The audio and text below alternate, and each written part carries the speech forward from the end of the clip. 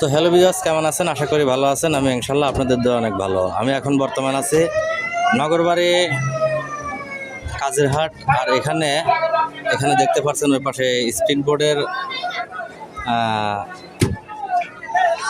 Ticket নিয়ে সবাই ব্যস্ত।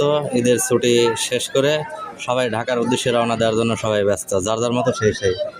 তো আসলে ওটা হচ্ছে স্পিড বোর্ডের ঘাট, আর এই পাশে দেখতে পাচ্ছেন এটা হচ্ছে লঞ্চ ঘাট। তো পর্যাপ্ত পরিমাণ লোকের চাপ। আর আসলে ঈদের ছুটিতে সবাই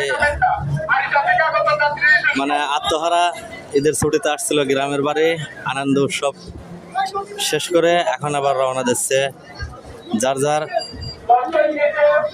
জায়গায়। তা আসলে দেখতে পাচ্ছেন এখন কিন্তু প্রচণ্ড লোকের চাপ। তো আসলে লঞ্চ কিন্তু লোক নিয়ে আসলে ঘোরাতে পারছে না।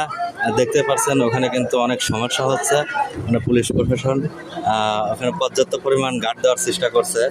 দেখতে পাচ্ছেন ওখানে কিন্তু ওই পাশে কিন্তু দেখতে পাচ্ছেন অনেক লোক সিরিয়ালে দাঁড়িয়ে আছে। আরেকটা যে লঞ্চ আসছে এখন, এটা থেকে যাত্রী নামবে, আবার এটাই লোক উঠবে।